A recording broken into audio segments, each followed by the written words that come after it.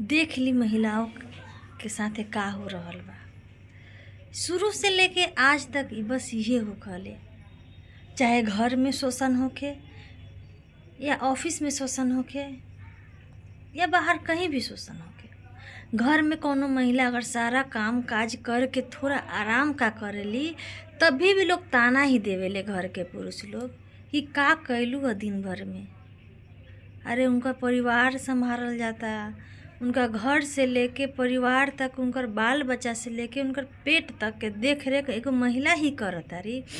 फिर भी महिला के सवाल के जवाब देवे के पड़ले कि का करले दिन भर में। और बाहर देखी, बाहर हमने के दिन भर काम करेले सब, और ऑफिस में ये सवाल पूछल जाले कि आप सब दिन भर में का किए हैं, एक दिन में कितना काम किए हैं।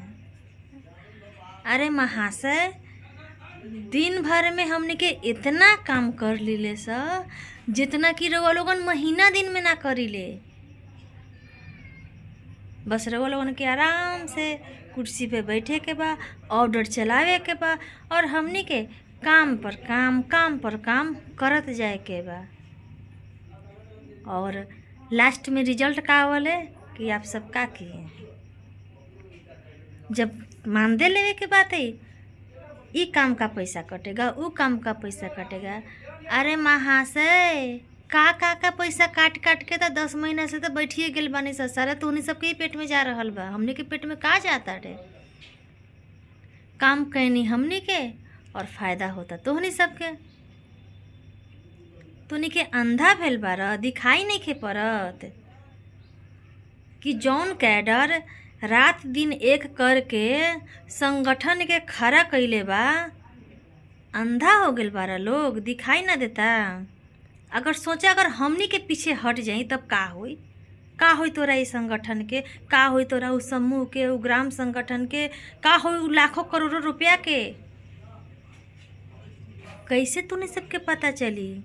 अगर हमनी महिला सब जे बानी, जितना भी कैडर बानी, वो अगर पीछे हट जाई, अभी जैसे तूने सबके बर्ताव भेल बाटे, तो फिर का होई। समझे ना वाले तूने सबके आँख अछित अंधा बारा कि कान अछित बहरा बारा। चाहत का बारा लोग करी सब हमनी के उपाय बढ़िया से, छोड़ दी सब संगठन। अरे एक बेर छोड़ देनी ना तो सरकार के करोड़ों अरबों के संपत्ति ना यूं ही डूब जाई। लेकिन शुक्र गुजारा कि हमनी सब बानी वैसन कि अभी भी जीवित रखले बानी। छी, शर्म आवे के चाहिए तोहनी सबके।